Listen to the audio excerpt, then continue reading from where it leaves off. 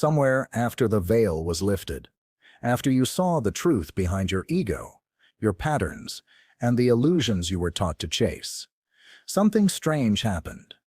Not an explosion of clarity, not a burst of energy to reshape your life, but a sudden, hollow quiet. You expected purpose to rush in, to fill your chest with divine fire. Instead, you stood in a silence so vast it echoed. The drive that once dragged you out of bed, the ambition that once dressed you in identities gone, not as a breakdown, but as a vanishing, as if your soul had exhaled everything false and forgot how to inhale again. This is the moment no one speaks of.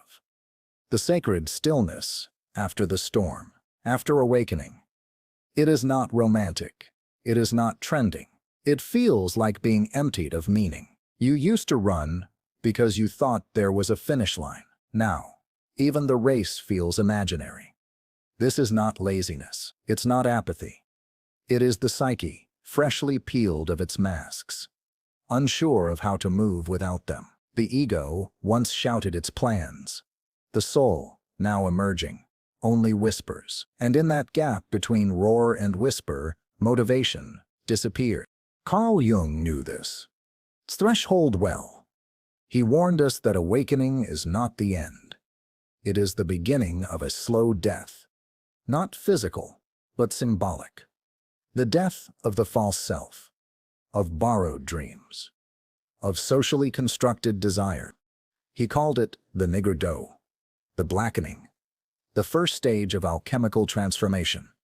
The ego collapses, the old structures dissolve, but the new self has not yet risen. You are no longer who you were, but not yet who you're becoming. That space, it is not failure, it is initiation. And yet, modern life has no patience for it. We are taught that momentum is meaning, that progress must look like output, that rest is regression. So when motivation fades, we panic. We assume something is broken. But in truth, something sacred is occurring beneath the surface. The soul is rewiring itself. The old engine ran on performance, approval, survival. It cannot take you further. And so you stall. Not because you've stopped, but because you're shedding the fuel that no longer serves the journey ahead. In this space, confusion is common. You may ask, why don't I care about anything anymore? But this question carries within it the seed of transformation. For the things you used to care about, titles, validation, speed, were never yours to begin with. They were echoes of the world, not the voice of the soul. Jung taught that true healing begins not in the light, but in the descent. The moment when all scaffolding collapses, and you must sit with yourself, not to perform, but to listen. The darkness is not punishment. It is preparation. So, if you feel no motivation, no fire, no clear direction, you are not lost.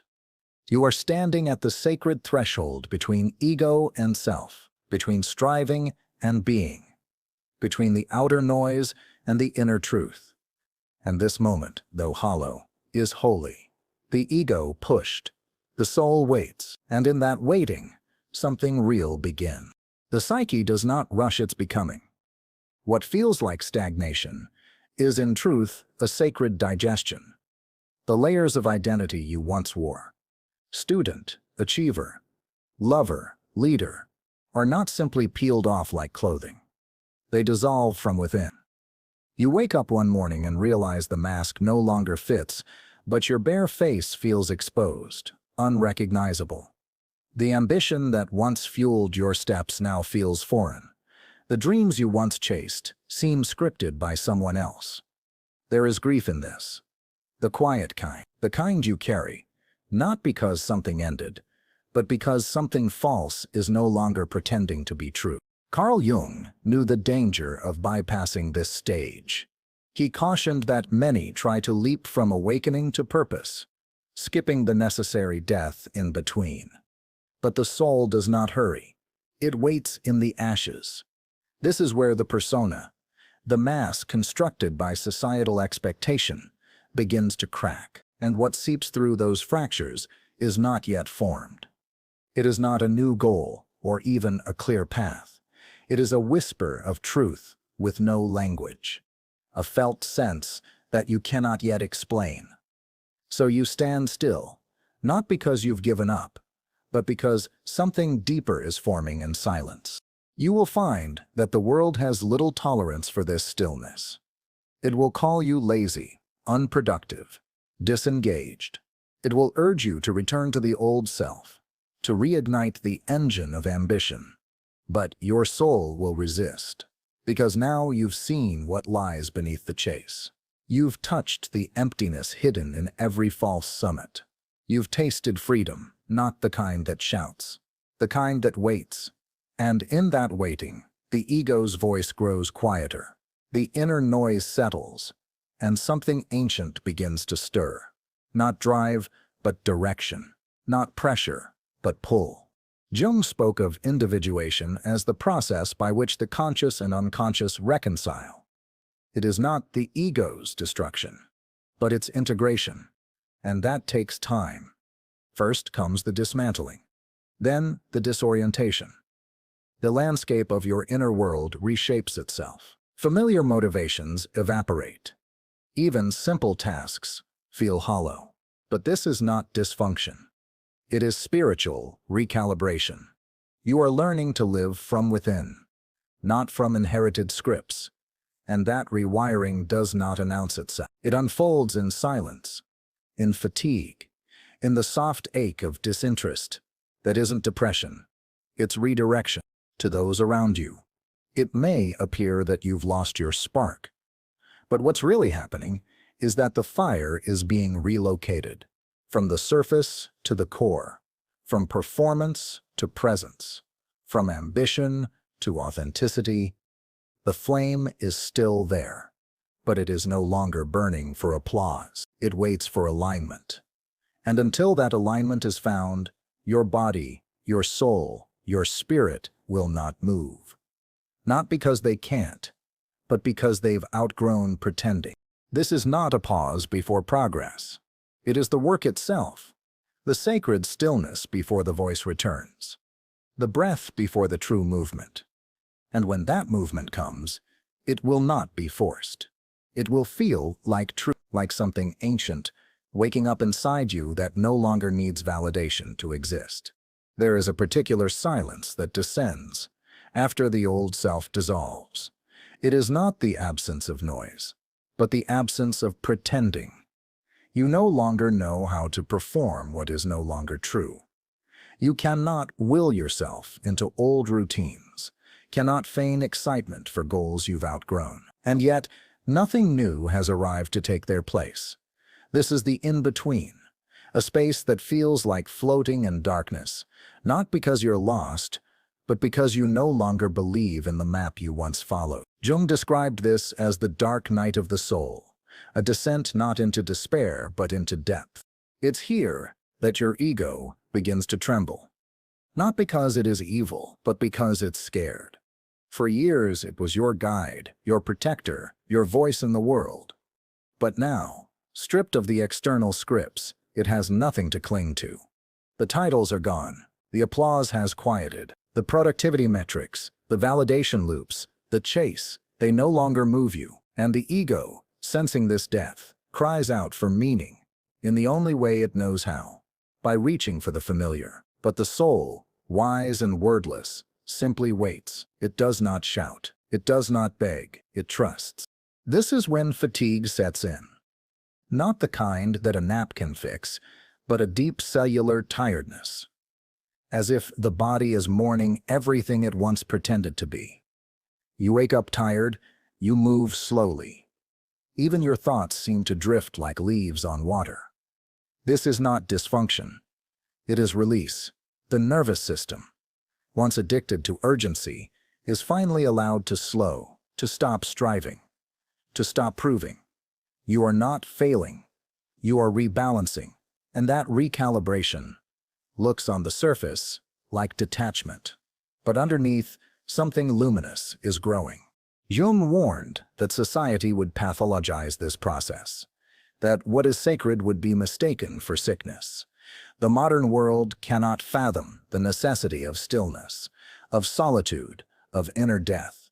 So it labels it as depression, as burnout, as existential crisis. But for those who know, who have touched the mystery beneath appearances, this is no crisis. This is the womb of becoming, the sacred cocoon, the formless space where identity dissolves so truth can emerge. And like the chrysalis, it cannot be rushed. During this time, everything artificial begins to fall away.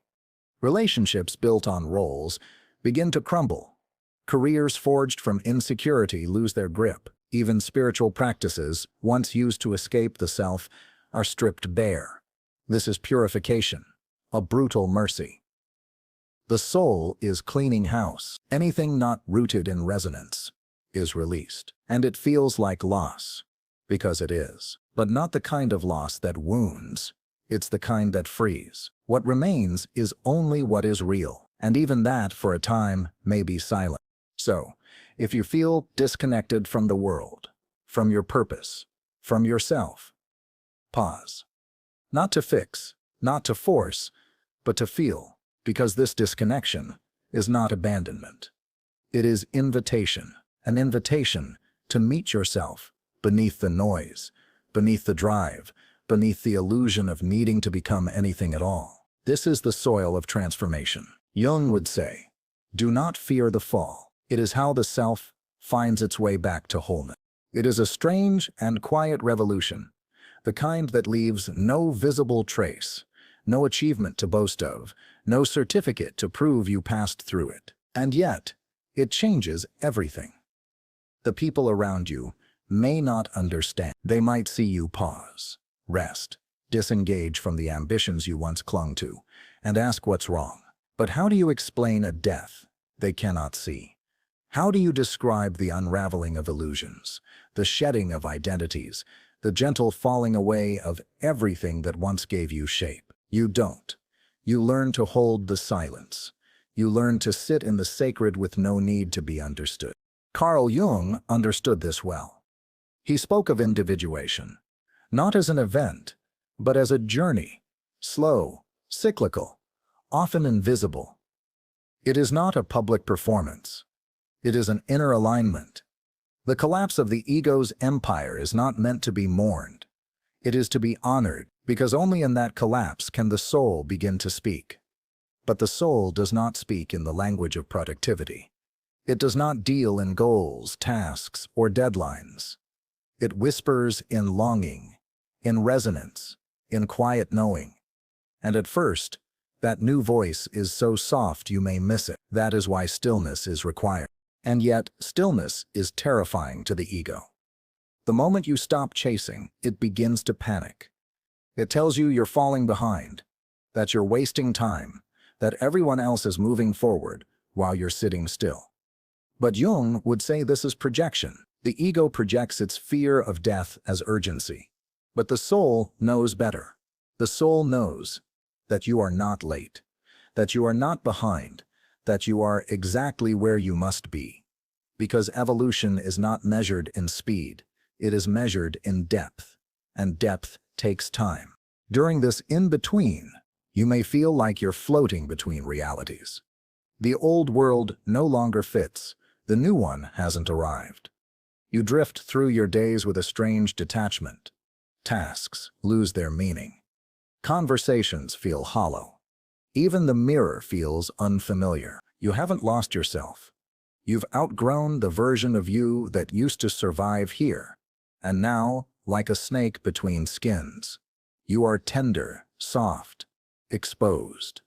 This vulnerability is not weakness. It is the beginning of authenticity. This phase is not a mistake, it is a necessity. It humbles the ego. It slows the mind. It opens the heart. Because in order to build a life that is real, everything unreal must be stripped away. You cannot find your soul while clinging to your mask. And so, the mask dissolves, and in its place, for a time, is only the void. This is what Jung meant when he said, "Man cannot stand a meaningless life." He knew that to enter the void without losing oneself requires faith, not in a deity, but in the process, in the soul's quiet insistence on truth. So what looks like a lack of motivation is actually a clearing. What feels like emptiness is sacred preparation. You are not broken. You are being ready. The noise has stopped, not because the music is gone, but because a new instrument is being tuned inside you, one that plays only when it is fully aligned with the truth of who you are. You begin to notice it in small ways. The resistance to noise, the distaste for superficial conversations, the fatigue that rises whenever you're asked to perform an old version of yourself. The world you once operated in feels too loud, too fast, too hollow. It's not that you've become incapable, it's that your soul is now sensitive to anything inauthentic. Jung described this sensitivity as the psyche becoming attuned to what he called the symbolic life. A life lived not by habit or social demand, but by the deeper rhythms of the inner world. And once that tuning begins, you can no longer pretend not to hear. This new awareness rewrites everything. The friends you once turned to feel distant. The career path that once lit you up now feels constrictive. Even the vision of your future seems like it belongs to someone else. This is not confusion. It is clarity clearing the rubble. The scaffolding of a self that was built to survive, not to thrive, begins to collapse. And underneath it, something ancient and true begins to breathe. But it is not loud. It does not demand. It waits for you to come home to yourself. And here, motivation shifts its shape. It no longer looks like hustle. It does not come with adrenaline. It will not answer to force. The new fuel is subtle. It rises as a gentle pull rather than a shove. It shows up as alignment instead of ambition. You begin to ask new questions. Not what should I do, but what feels honest. Not what will they think, but what do I truly know? And those questions don't arrive with answers. They arrive with space. And space, though terrifying to the ego, is the temple where the self can finally speak. Jung believed that wholeness, not perfection, is the goal of the soul. That to become who you truly are, you must allow all that is false to fall away. And that falling away feels like emptiness, like standing in a house after everything has been removed. The furniture, the photos, the memories, the silence echoes.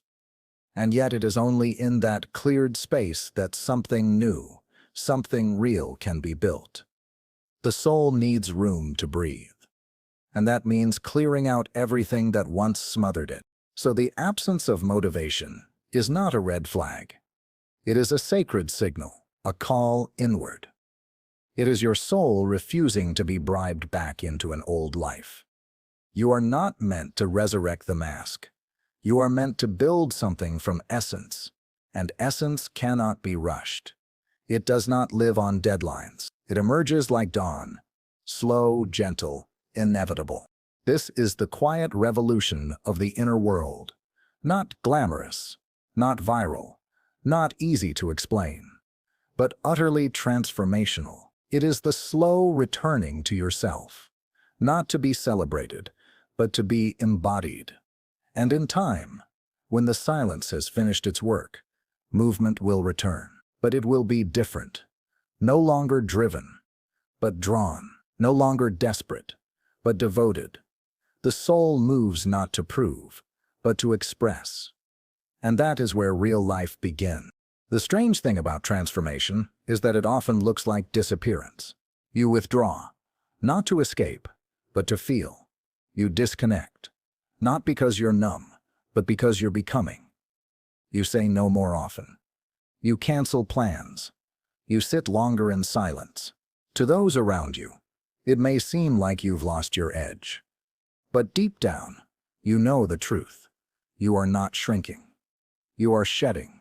The roles that once gave you shape now feel suffocating. The labels that once brought comfort now feel like chains.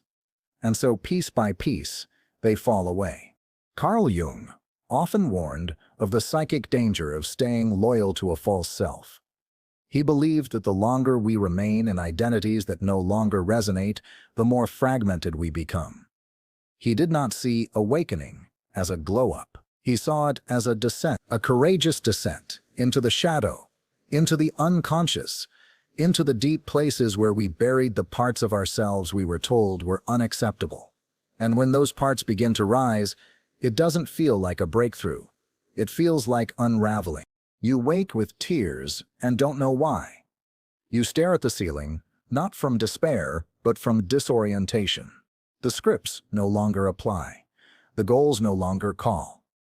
Even time feels strange, like you're living between chapters, but not yet in a story. And in this suspended space, your energy doesn't disappear. It simply refuses to serve illusion. The fire inside you didn't die. It simply stopped burning for things that were never real. This is not the end of your path.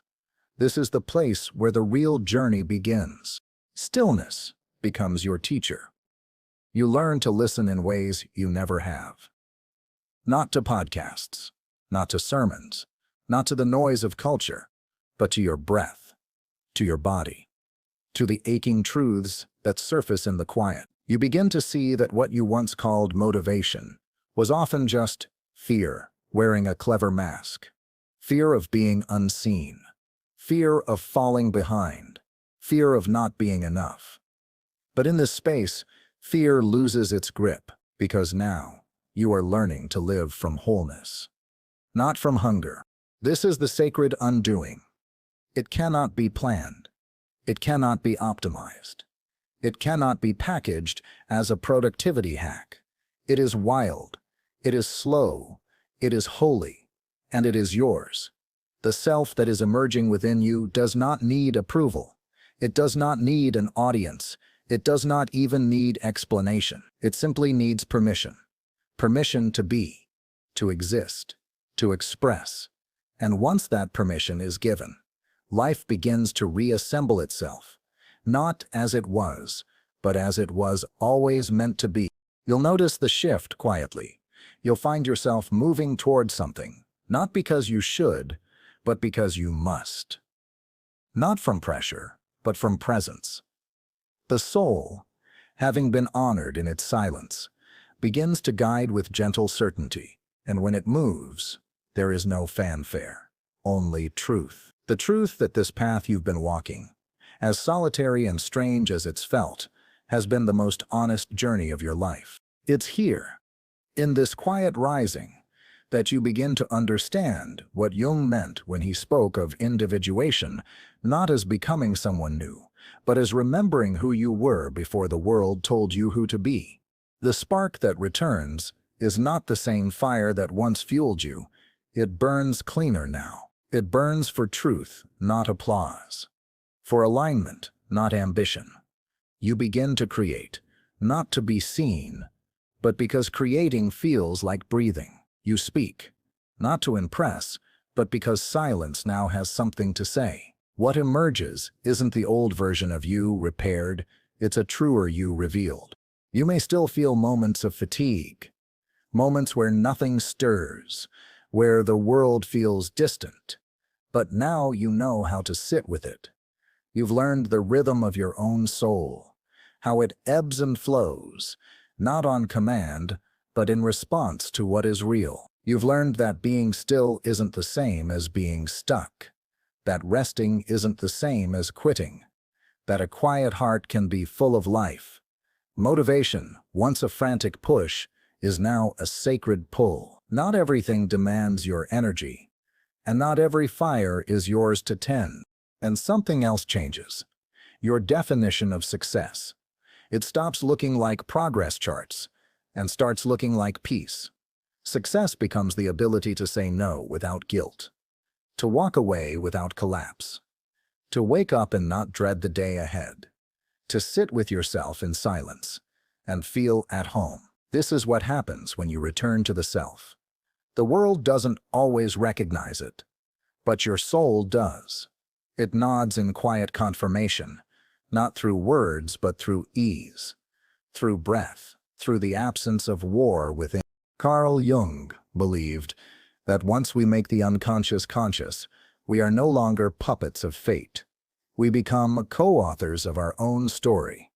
But to reach that point, we must pass through the valley, the blackening, the shedding, the loss of all that is false. And that valley often looks like demotivation, like confusion, like sleepwalking. But in truth, it is a rite of passage, one that burns away the noise so the signal can emerge. And when it does, when the self begins to speak clearly, the voice is unmistakable. You begin to move again, slowly, softly, but with purpose. You may not know where you're going, but the difference now is, you're not going because you're afraid to stay still. You're going because something within you has chosen movement again. From this place, your choices change, your relationships shift, your boundaries strengthen. Your energy no longer leaks to the things that drained you. You conserve it for what resonates, for what echoes back the truth of who you are now. This is the return, not to the world, but to yourself within it. You re-enter your life, not with the same story, but with a new presence. One that doesn't chase, but allows. One that doesn't perform, but embodies. The path ahead may still be uncertain, but now it is yours. Not inherited, not imposed, not manufactured, yours. And in that ownership, in that quiet knowing, you find the fuel you thought you lost. But this time, it is eternal. You begin to notice beauty again. But it's not the loud, polished kind. It's subtle. The way morning light touches the wall. The sound of leaves shifting in the wind. The stillness between breaths. These moments once passed you by. When your life was driven by performance, by needing to be somewhere else, someone else, something more. But now, stripped of urgency, you begin to feel your presence expand into the simplest things. This is not apathy. It is sacred attention. This is not passivity. It is a deeper form of participation. Carl Jung knew that real transformation doesn't make you more. It makes you more whole. And wholeness is quiet. It doesn't beg to be seen. It doesn't hustle for approval. It becomes a steady hum in the background of your being.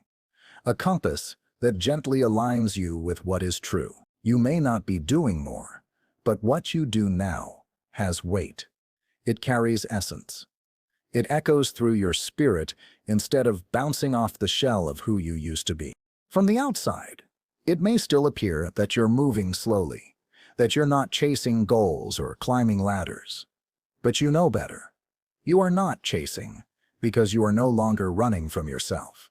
You are not climbing because you've stopped believing the top is where truth lives. You are descending into your body, into your soul, into your reality. And from this grounded place, motivation returns not as urgency, but as alignment. Not as obligation, but as resonance. This is what Jung meant when he said that the privilege of a lifetime is to become who you truly are. The loss of external motivation is not the loss of life. It is the first step into living. You no longer do for the sake of doing.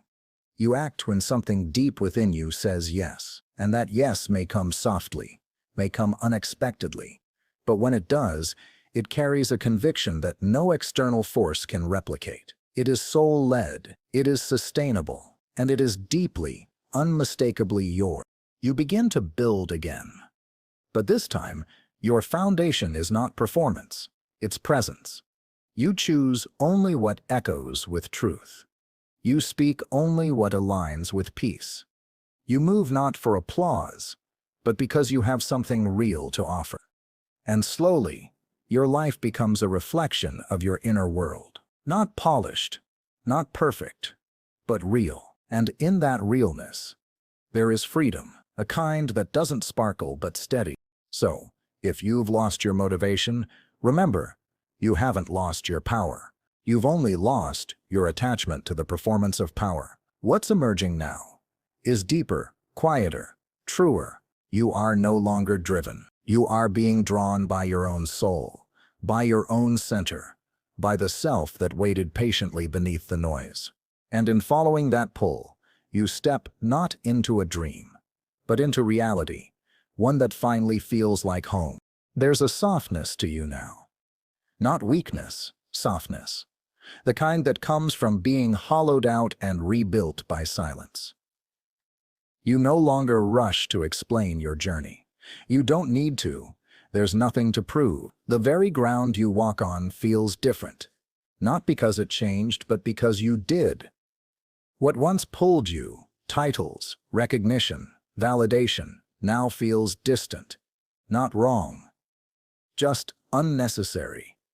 And in their place, something steady has taken root. A quiet purpose. A life that unfolds from within, not from performance, but presence. Carl Jung taught that the greatest tragedies occur when people fail to individuate, when they refuse the call of the self, because it's too quiet, too slow, too uncertain. But you didn't refuse it. You answered. Not all at once. Not with clarity, but with a sacred pause, with a trembling yes that had no words. And because of that, you began to return to yourself, not as an ideal, not as a perfected image, but as a living truth, messy, beautiful, whole. There will still be days of doubt. That's part of this path. The self is not a destination. It is a relationship, one you return to, again and again, learning its language in new ways. You will forget. You will stray. You will question. But each time, the voice within will grow clearer, not louder, clearer. And that voice will never push. It will never shame. It will only remind you, you are enough. Not because of what you do, but because of what you are. Because of what you've remembered. This is the paradox. You lose motivation so you can find devotion. You release ambition to reclaim alignment. You fall apart to become more whole. And what emerges from this process is not a person who does more, but a person who lives deeper, who chooses wisely, who honors silence, who listens before leaping, who creates not for applause, but because creating is a way of breathing. This is what it means to live symbolically, to walk through life not as a performer, but as a present. The path of awakening strips you, empties you, brings you to the stillness that feels unbearable. But if you can sit in it long enough, if you can let the burning quiet reveal you, you will not just return. You will re-enter your life as someone transformed, not louder, not brighter, but more true. And in that truth, the world finally makes sense again. Not as it was, but as it always could have been, had you led with your soul instead of your mask. So, no, you are not lazy. You are not broken. You are not lost. You are simply listening to a voice you were never taught to trust. The voice of your own becoming. The voice of the self. And that voice, unlike all the others, will never abandon you. It will wait. And when you're ready, it will rise. Quietly. Steadily. Like the sun returning to a sky that never stopped holding space for dawn.